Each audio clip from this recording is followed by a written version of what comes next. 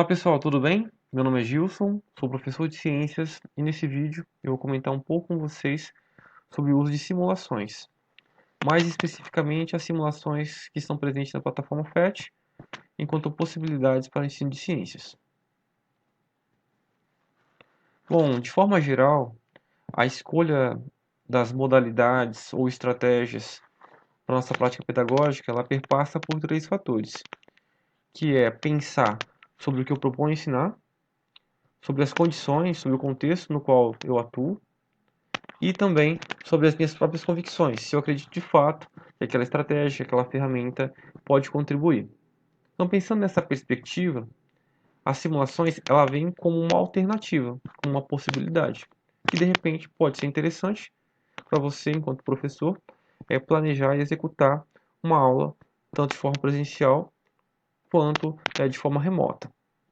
Então, basicamente, a ideia, o conceito de simulação a partir do livro da professora Miriam, remete a uma estratégia, ou seja, uma modalidade didática, como ela diz, no qual os estudantes são envolvidos, são confrontados com um problema e esses estudantes devem tomar decisões e essas decisões elas têm consequências que eles podem prever e discutir posteriormente.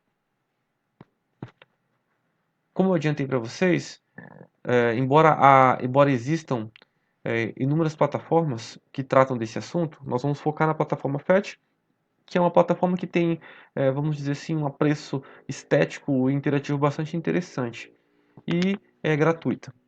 Então você pode acessar por esse site e basicamente, segundo os próprios idealizadores da plataforma, essas simulações elas podem ser utilizadas para colaborar com a aprendizagem envolvendo o contexto da manipulação, o contexto da interação, da aprendizagem por descoberta. Eu separei para vocês aqui, tentando fazer uma aproximação com o nosso diferencial curricular, seis simulações. Então eu separei duas para cada unidade temática.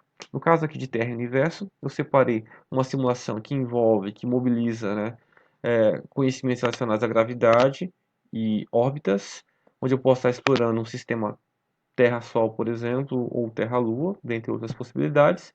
E do outro lado, eu coloquei uma simulação que envolve o conceito de efeito estufa, onde eu posso estar averiguando ou simulando a atmosfera do nosso planeta nos dias atuais, em 1750, por exemplo, ou na era glacial, e verificar qual que é o efeito disso em termos de qual a consequência disso em termos de temperatura no ambiente nosso planeta. Aqui para a vida e evolução eu separei duas das minhas preferidas, posso dizer assim. No caso aqui de seleção natural, é bastante interessante estar utilizando, já utilizei com os estudantes. E é interessante principalmente porque é um tema complexo que muitas vezes ele é mal interpretado. Então, aqui você consegue demonstrar umas ideias básicas, demonstrando que a evolução acontece no nível populacional, por exemplo, e consegue muitas vezes afastar algumas ideias equivocadas, algumas preconcepções que os estudantes trazem consigo. Do outro lado, eu tenho aqui, por exemplo, uma simulação que chama Comer e Exercitar-se, onde eu consigo oferecer dados de idade, altura, peso, sexo e, inclusive, elaborar um cardápio e uma rotina de atividades e, a partir disso, simular a consequência desse contexto para o corpo desse boneco que a gente forneceu as informações. Também é interessante. Eu estou colocando aqui embaixo de cada simulação, só para não deixar esquecer, as habilidades relacionadas. Então você pode estar vendo esse vídeo e observando quais habilidades podem ser corroboradas com essas propostas, com essas simulações. Aqui para matéria e energia, eu trouxe o Monte um Átomo e uma outra simulação onde eu posso explorar alguns conceitos, algumas ideias da termodinâmica. Essas duas eu vou estar mostrando nessa apresentação. Eu incluí eu incluí nessa apresentação essas simulações. A professora Natalie ensinou como fazer isso a partir dos novos recursos do PowerPoint. E eu já incluí, então eu só vou mostrar como é que funciona dentro de uma apresentação. Vou clicar aqui. E aqui eu tenho uma estrutura, um modelo Rutherford Bohr, e eu tenho aqui também uma tabela periódica, um display para carga elétrica e o número de massa. Eu vou estar colocando aqui, manipulando esse recurso. Isso pode ser feito de repente numa aula expositiva dialogada, onde eu posso problematizar as minhas ações, ou os estudantes podem estar manipulando isso quando possível na unidade escolar e quando possível também de forma remota, se o contexto permitir. Então, olha só, eu vou incluir um próton aqui, vou colocar um próton no meu modelo, e ao mesmo tempo que eu faço isso, aparece o elemento químico correspondente. Então, tem um próton, logo é um hidrogênio. Ele é um íon porque tem uma carga positiva, ele não possui elétrons, eu vou colocar elétron no modelo, e ele vai ficar como um átomo de carga neutra. Vou colocar um nêutron aqui também, e vou ter um aumento aqui no canto inferior do número de massa. A gente consegue observar isso. Basicamente, se eu coloco então mais um próton, eu tenho um novo elemento químico. Então, um elemento químico com dois prótons, eu tenho o hélio. Volta, novamente, eu tenho o íon, que eu posso estar colocando mais um elétron, e a partir disso eu tenho um átomo neutro novamente. De repente, você quer mostrar para o estudante como seria a representação do carbono. Então você sabe o posicionamento do carbono, sabe quantos prótons ele tem, pode contar na horizontal se for o caso, e colocar aqui, vou colocar 6 prótons. Já tem 2, 3, 4, 5, 6.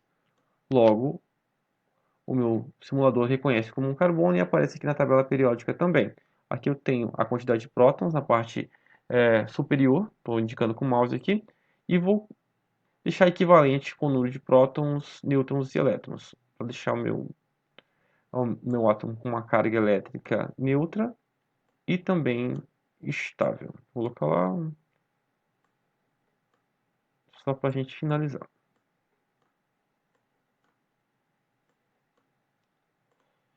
Bom, nesse recurso também tem alguns joguinhos que podem ser interessantes para dar uma exercitada. Só para mostrar aqui, depois você pode fazer isso com mais calma.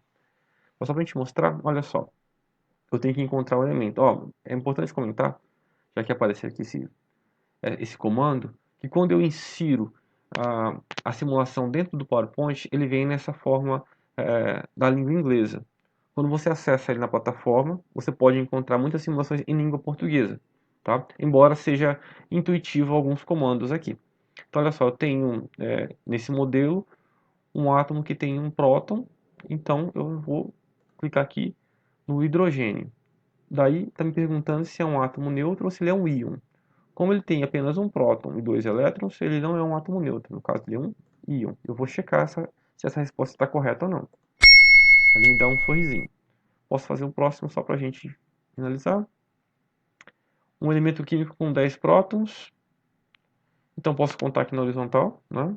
1, 2, 3, 4, 5, 6, 7, 8, 9, 10. E eu vou confirmar se de fato é o neônio. Vou clicar aqui, mas antes eu tenho que verificar se ele é um átomo neutro ou não. No caso aqui, ele tem 10 prótons e 10 elétrons, então ele é um átomo neutro. Eu vou clicar aqui e vou checar. Vou mostrar agora um outro. Passando. Aqui, nessa simulação, a gente consegue discutir alguns aspectos relacionados ao comportamento da matéria, mediante das partículas, né? Mediante a temperatura, e posso verificar também dentro de um sistema a transformação dos tipos de energia. E só vou clicar aqui para demonstrar o tipo de energia. Vou colocar essa moça aqui para pedalar. Então a energia química ela é transformada em energia mecânica. E eu tenho um gerador que vai transformar essa energia mecânica em energia elétrica. Já tá, vai acontecer. Deixa eu acelerar um pouco mais. E posteriormente em energia térmica. Eu posso estar trocando, ó, está dissipando energia na forma de calor aqui também. Eu posso estar trocando elementos desse sistema. Posso colocar uma queda d'água, por exemplo. Posso colocar um ventilador aqui na ponta. Vai ter energia mecânica nas pontas, né? No início e no fim. Eu posso estar trocando também, verificando eficiência dessas lâmpadas, por exemplo, em relação à dissipação da energia na forma de energia térmica, quando eu comparo com outro tipo. Posso estar explorando a energia térmica no início também, aquecendo. Posso estar verificando também usando o Sol como fonte primária dentro de uma perspectiva de um sistema de captação de energia solar, né, de placa de energia solar. Bom, essas são algumas possibilidades que os alunos podem estar manipulando, ou de repente o professor, né, pode estar utilizando e demonstrando, e parando, e pausando, e verificando o que acontece se eu modificar uma parte ou outra do sistema. Bom, só para fazer algumas considerações finais, é importante comentar que, dependendo do contexto em que você atua, vai ser mais interessante ou não utilizar essas simulações. Por quê? Porque, às vezes, algumas simulações elas estão dependentes do acesso à internet. Então, por exemplo, eu inseri essas simulações na própria apresentação, mas eu só consigo acessá-las porque meu computador está conectado à internet. De repente, numa sala de aula sem internet, eu não conseguiria fazer esse vínculo com o PowerPoint. Quem utiliza as simulações da plataforma PhET há algum tempo, sabe que antes nós conseguimos baixar todas as simulações. Só que essa opção não está presente para todas as simulações atualmente. Então isso tem o seu aspecto positivo e o seu aspecto negativo. O aspecto positivo, né, que a gente pode pensar é que as simulações, por estarem rodando em HTML, nas páginas da internet, elas estão sempre sendo atualizadas. Mas não necessariamente para nós, professores, que não têm internet e que falam língua portuguesa. Porque de repente a simulação está atualizada, foi melhorada, porém não foi traduzida ainda. Então, para quem costumava baixar, pode ser uma estratégia interessante. Então tem essa possibilidade. Atualmente na plataforma PhET eu tenho esse mix. Eu tenho simulações que podem ser baixadas e simulações que só rodam online. Antigamente, quem acessava sabe que eu podia baixar todos. Isso era interessante porque eu baixava, colocava no pendrive, levava para a escola e não dependia da internet. Então essa é uma consideração a pensar quando vale ou não a pena estar utilizando. Ou de repente encaminhar para um estudante na perspectiva do ensino remoto, vai depender se de fato ele consegue acessar isso via internet, né? Bom, a questão da língua é importante, mas ela também pode ser intuitiva. Muitas vezes as simulações têm muitos desenhos, muitas imagens que não necessariamente a gente precisa acessar via língua portuguesa. De repente um espanhol pode colaborar, ou de repente uma parceria com um professor de inglês pode ser interessante também. Bom, eu queria agradecer a todos e antes disso eu só vou mostrar o site da plataforma. Bom pessoal, aqui eu estou no site da plataforma PhET, dá uma olhada aqui no endereço. Você pode clicar na aba simulações e acessar por categoria, né? Geralmente eles privilegiam física e química, mas tem muitas coisas interessantes de forma básica também, né? Passando pela ciência de forma um pouquinho mais básica. Vou clicar aqui na biologia e vou observar algumas coisinhas que eu comentei com vocês. Bom, já vai carregar, a internet está um pouco lenta. Mas olha só, densidade, escala de pH. Não necessariamente, ó, nessa nova versão, eu vou encontrar aquelas simulações em língua portuguesa. Esse comer e exercitar, por exemplo, nessa versão HTML, ele está em inglês. Eu tenho ela em versão portuguesa de download. Eu fiz download, mas ela não está mais disponível aqui, ou eu não encontrei facilmente. Mas eu convido vocês a darem uma explorada na plataforma e, de repente, encontrar uma simulação que possa corroborar com a sua prática, uma simulação que você acha interessante, que vale a pena testar junto aos estudantes. Eu fico por aqui, agradeço mais uma vez a paciência e grande abraço a todos vocês.